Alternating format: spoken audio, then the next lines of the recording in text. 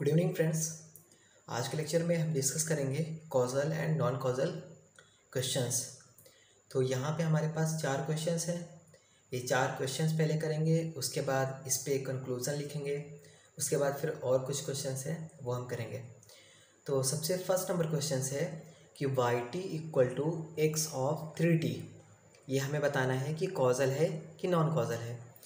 तो कॉजल है या नॉन कॉजल है ये चेक करना है। तो सबसे पहले अगर हम कॉजल की बात करें, कॉजल की डेफिनेशन, तो कॉजल के लिए क्या होना चाहिए? फ्यूचर इंडिपेंडेंट होना चाहिए।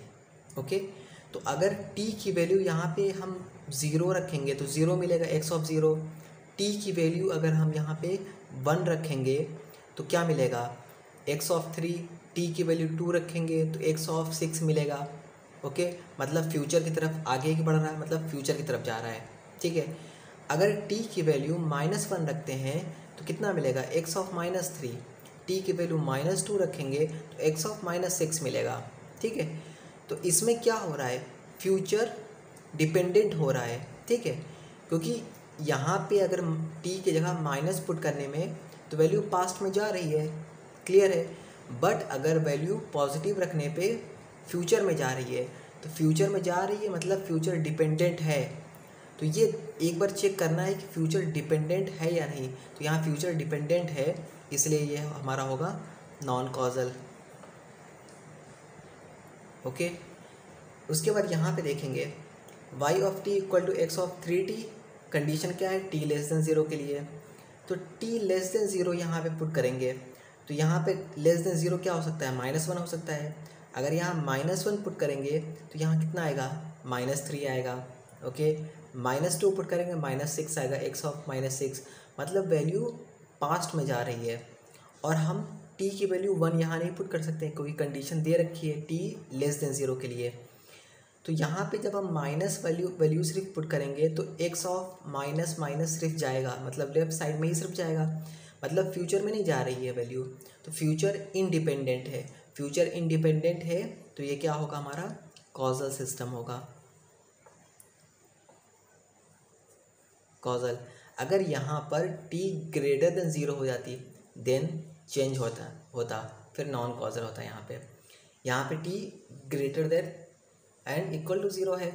तो यहाँ पे अगर t की वैल्यू 0 से बड़ी ले लें, अगर t की वैल्यू 1 लें तो 1 - 1 क्या होगा? 0 होगा, मतलब वैल्यू 1 से 0 की तरफ जा रही है। 2 लेंगे तो 2 - 1 1 होगा, 2 से पहले 1 पे जा रही है, मतलब वैल्यू हमेशा पहले की तरफ जा रही है, मतलब पास्ट में जा रही है। पास्ट में जाने का क्या मतलब हुआ? कि फ्यूचर से इंडिपेंडेंट है। ओके, कोई भी आप यहाँ t की वैल्यू रख दीजिए, बट यहाँ कंडीशन क्या है कि t > 0 होना चाहिए। तो यहाँ की t की वैल्यू > 0 में कोई भी वैल्यू 1 से लेकर कुछ भी रख दीजिए यहाँ पे, बट फ्यूचर में वैल्यू नहीं जाएगी। ओके, हमेशा एक वैल्यू कम ही रहेगी। तो इसलिए फ्यूचर ये क्या होगा? इंडिपेंडेंट होगा, इसलिए ये हमारा होगा causal.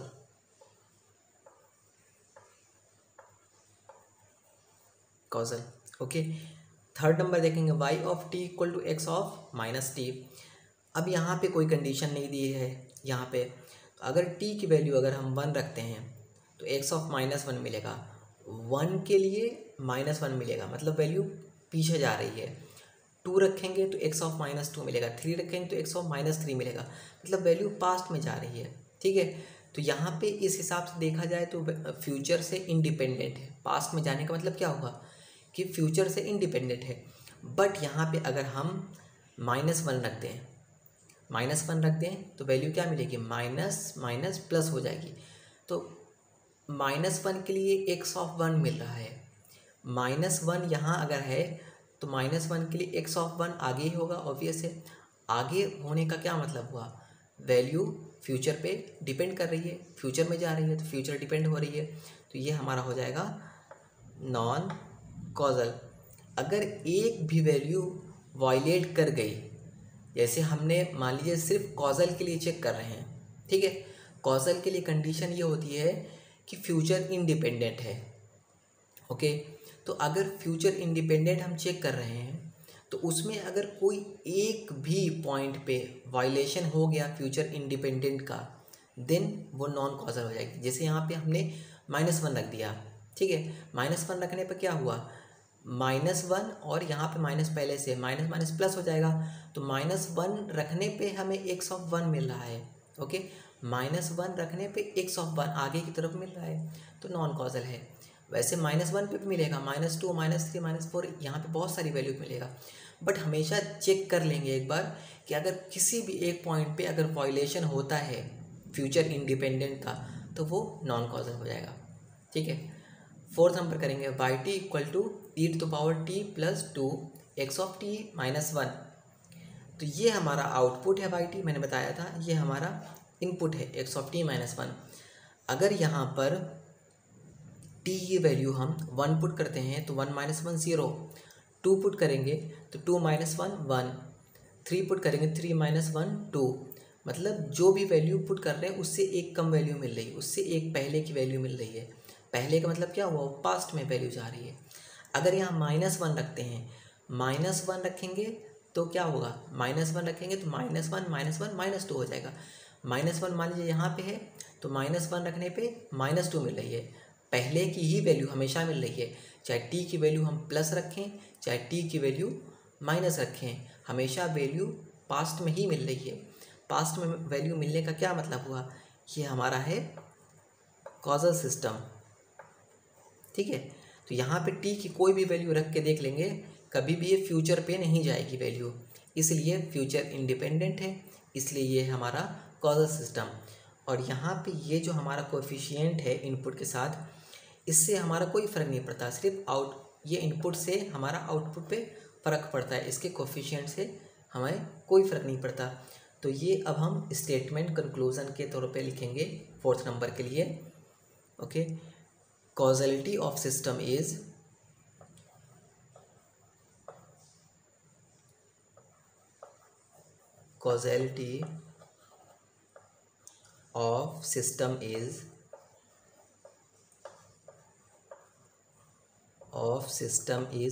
independent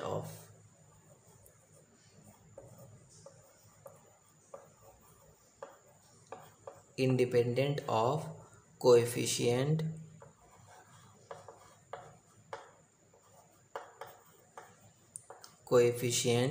used in system relationship,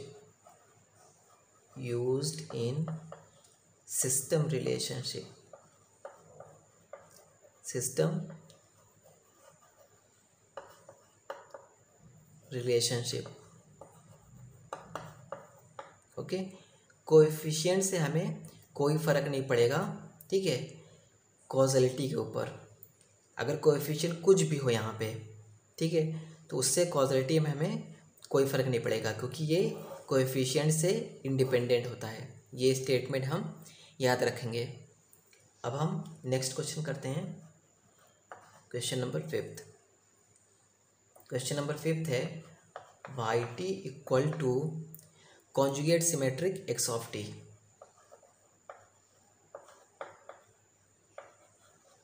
conjugate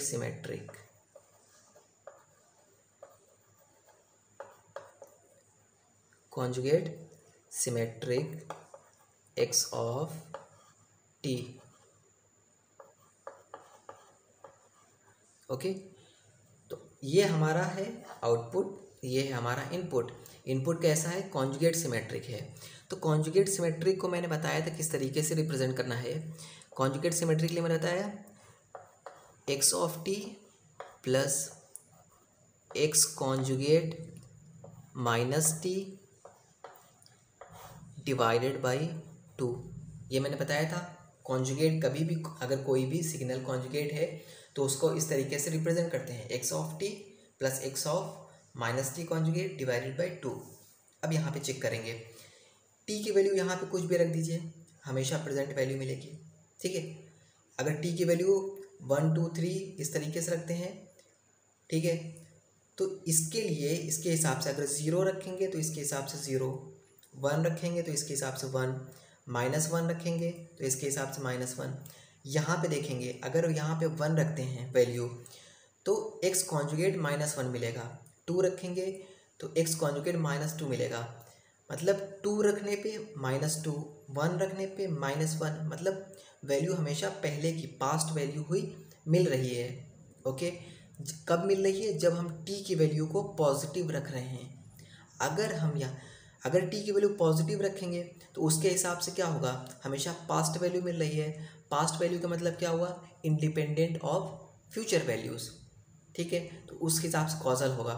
लेकिन अगर यहाँ पे टी की वैल्यू निगेटिव रखते हैं, टी की वैल्यू मान लीजिए -1 रख दिए, -1 रखने पे यहाँ पे क्या होगा, एक्स कॉन्जुगेट 1 हो जाएगा, -1 और यहाँ का माइनस प्लस हो जाएगा, एक्स कॉन्जुगेट 1 हो जाएगा। तो -1 रखने पर 1 आगे मिल रहा है। ठीक है, इसी तरीके से -2 रखने पर एक्स कॉन्जुगेट 2 मिलेगा। तो फ्यूचर की वैल्यू, अब क्या हुआ, इसका वायोलेशन हो गया। जो फ्यूचर इंडिपेंडेंट की हम बात कर रहे थे कॉजलिटी के लिए, कॉजल सिस्टम के लिए, उसका वायोलेशन हो गया। बहुत सारे पॉइंट पे वायोलेशन होगा। माइनस की जितनी भी वैल्यूज़ यहाँ पे रखेंगे उससे हमें क्या होगा, तो फ्यूचर इंडिपेंडेंट के लिए कॉजलिटी की है डेफिनेशन, उसका वायोलेशन हो रहा है यहाँ पे। तो ये वायोलेशन होने का मतलब क्या हुआ, ये हमारा नॉन कॉजल है। किसी एक भी पॉइंट पे अगर फ्यूचर इंडिपेंडेंट का वायोलेशन हो गया तो वो हमारा नॉन कॉजल होगा। इसीलिए ऐसा नहीं करेंगे कि टी की जगह 1 2 3 4 5 6 ऐसी वैल्यू रख दिए, उसके लिए हमेशा पास्ट की वैल्यू मिल रही है तो डायरेक्ट कॉजल लिख दिए, ऐसा नहीं। फिर एक वैल्यू निगेटिव भी रख के देख लेंगे, पॉजिटिव भी रखेंगे और निगेटिव भी रखेंगे। अगर पॉजिटिव भी रखने पे और निगेटिव दोनों रखने पे हमारी फ्यूचर में वैल्यूज़ नहीं जा रही तभी हमारा कॉजल होगा। अदरवाइज़ अगर कोई एक वैल्यू भी पॉजिटिव या निगेटिव टी की वैल्यू रखने पे अगर फ्यूचर में जा रही है तो नॉन कॉजल हो जाएगा डायरेक्ट। इस चीज़ को हमें याद रखना है। 6 नंबर है Y T equal to minus integration -∞ to T X tau D tau, X tau D tau. ये अब हमारा क्या होगा, कॉजल की नॉन कॉजल।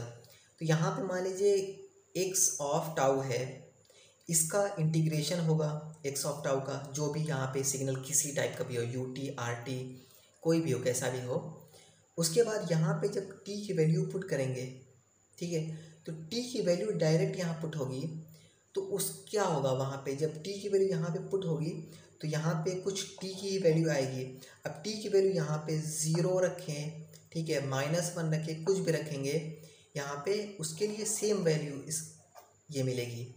तो ये हमारा क्या होगा, कॉजल होगा, क्योंकि इसमें क्या है, फ्यूचर इंडिपेंडेंट है, इसलिए ये हमारा होगा कॉजल। अगर यहाँ पे टी की जगह पे t+1 हो जाता, t+1 हो जाता, इसका क्या मतलब, अगर t+1 है और t की जगह हमने 1 रख दिया, तो t+1 है, t की जगह 1 रखा तो 1 + 1 क्या हो जाएगा, 2। तो t की जगह 1 रखने पर हमें यहाँ पे 2 मिलेगा, मतलब वैल्यू फ्यूचर में चली जाएगी।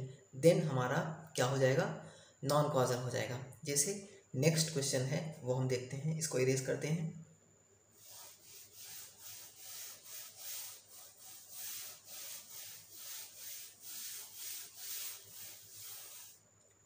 क्वेश्चन नंबर है हमारा 7 है, ये 6 हो चुका, 7 है, Y T equal to integration -∞ to t+1 X tau D tau, X tau D tau. अब देखिए यहाँ पे अगर t की वैल्यू 1 रखते हैं तो ये क्या होगा, -∞ टू 1 + 1 2 हो जाएगा, एक्स टाउ डी टाउ। अब एक्स टाउ का जो भी यहाँ पे सिग्नल होगा उसका इंटीग्रेशन करने के बाद ये 2 वैल्यू यहाँ पुट करेंगे तो एक्स ऑफ 2 मिलेगा। ओके, लेकिन हमने t की जगह 1 पुट किया था, t की जगह 1 पुट करने पे एक्स ऑफ 2 मिल रहा है, मतलब आगे की वैल्यू मिल रही है, मीन्स फ्यूचर की वैल्यू मिल रही है, मीन्स फ्यूचर डिपेंडेंट है। इसका क्या मतलब हुआ कि ये नॉन कॉजल होगा। ओके, इसी तरीके से 8 नंबर देखेंगे, Y T equal to -∞ to t X of 3 tau D tau. Okay, D tau. अब यहाँ पे इंटीग्रेशन करेंगे, उसके बाद टी की वैल्यू यहाँ पे पुट करेंगे। तो टी की वैल्यू यहाँ कुछ भी पुट करेंगे वो 3 से मल्टीप्लाई होगा। ओके, तो यहाँ जब 3 से मल्टीप्लाई होगा तो यहाँ पे क्या होगा, ये कभी भी हमारा फ्यूचर इंडिपेंडेंट नहीं होगा। मान लीजिए टी की वैल्यू यहाँ पे 1 होती तो यहाँ 1 पुट करते टाउ की जगह, तो 1 इंटू 3 क्या होता, 3 हो जाता। वैल्यू कहाँ जा रही है, फ्यूचर में जा रही है। 1 पुट करने पे यहाँ 3 एक्स ऑफ 3 मिल रहा है। 2 पुट करते तो 2 इंटू 3 एक्स ऑफ 6 मिल रहा है, वैल्यू फ्यूचर में जा रही है। ओके, वैल्यू जब फ्यूचर में जा रही है तो ये हमारा क्या होगा, ये भी हमारा हो जाएगा नॉन कॉजल। कोई भी एक पॉइंट पे अगर वायलेशन होता है तो हमारा हो जाएगा नॉन कॉजल। 9 नंबर क्वेश्चन देखते हैं। Y T equal to X T convolution U T. ये भी हमने डिस्कस किया है कि अगर हमारे पास कोई सिग्नल है एक्स ऑफ टी, उसका कन्वोल्यूशन यू टी के साथ हुआ है, तो यू टी के साथ कभी भी किसी चीज़ का कन्वोल्यूशन होगा तो उसका मतलब क्या है कि इंटीग्रेशन हो रहा है उस सिग्नल का। ओके, उस सिग्नल का इंटीग्रेशन हो रहा है। मैंने बताया था कोई सिग्नल है उसका कन्वोल्यूशन यू टी के साथ हो रहा है तो उसका क्या मतलब हुआ कि इस सिग्नल का इंटीग्रेशन हो रहा है। ये भी मैंने डेरिवेशन भी करके दिखाया था। तो ये अभी हमने देखा था, ये वैल्यू यहाँ पे पुट करेंगे तो ये हमारी क्या हो जाएगी, फ्यूचर इंडिपेंडेंट होगा। ये तो अभी हमने पहले देखा भी था, तो इसलिए हमारा कॉजल होगा सिस्टम। 10th नंबर देखेंगे question. Y T equal to X of T convolution with U of T plus 1। Okay, तो अब फिर वही सिग्नल है उसका कन्वोल्यूशन यू टी के साथ हुआ है, तो यू टी के साथ होने का क्या मतलब हुआ, इंटीग्रेशन होगा। इंटीग्रेशन यहाँ पे टी था तो इसलिए मैक्सिमम लिमिट यहाँ टी आई थी, यहाँ टी प्लस 1 है तो इसलिए यहाँ पे मैक्सिमम लिमिट टी प्लस 1 आएगी। ओके, उसके बाद एक्स टाउ डी टाउ, यहाँ पे क्या था, जैसे यहाँ पे टी प्लस 1 आया था उसके हिसाब से फिर वही टी की जगह 1 पुट करेंगे, सेम स्टेप यहाँ पे भी वैसे ही होगा, तो इसलिए ये भी हमारा क्या होगा, नॉन कॉजल होगा। 11 नंबर करेंगे। Y T equal to X of E to the power minus 2t। इसको देखेंगे, यहाँ पे t की वैल्यू पुट करते हैं। t की वैल्यू अगर 1 पुट करते हैं तो e to the power minus 2 मिलेगा। t की वैल्यू माइनस जब भी 1 2 3 4 कुछ भी पुट करेंगे तो e to the power minus 2 minus 4 minus 6 इस टाइप से मल्टीपल मिलेगा। लेकिन अगर यहाँ पे t की जगह पे -1 पुट कर देते हैं, -1 पुट करते ही e टू द पावर क्या हो जाएगा, 2 हो जाएगा। ओके, तो -1 पुट करने पे e to the power 2, e to the power 2 की वैल्यू हमेशा पॉजिटिव में आएगी। ओके, तो -1 पुट करने पे पॉजिटिव वैल्यू आएगी, मतलब फ्यूचर में वैल्यू जाएगी। फ्यूचर में वैल्यू जाने का मतलब क्या हुआ, नॉन कॉजल होगा। तो यहाँ पे अगर 1 2 3 पुट करने पे क्या हो रहा था, पास्ट में वैल्यू जा रही थी। ओके, लेकिन जैसे ही हमने माइनस पुट किया, माइनस पुट करते ही वैल्यू फ्यूचर में जाने लगी, तो क्या हुआ, वायलेशन हुआ फ्यूचर इंडिपेंडेंट का, जो कि हम कॉजलिटी के लिए चेक करते हैं। तो जैसे ही हमेशा हम चेक करेंगे क्या, कॉजलिटी के लिए चेक करेंगे तो फ्यूचर इंडिपेंडेंट है कि नहीं।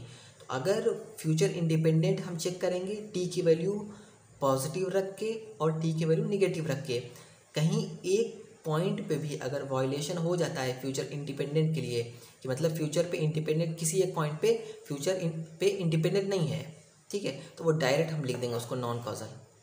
क्लियर है। तो आज के लिए लेक्चर इतना ही है। नेक्स्ट लेक्चर में हम स्टार्ट करेंगे linear and non linear system. अगर वीडियो अच्छी लगे तो please like share and subscribe ज़रूर करें। Thank you.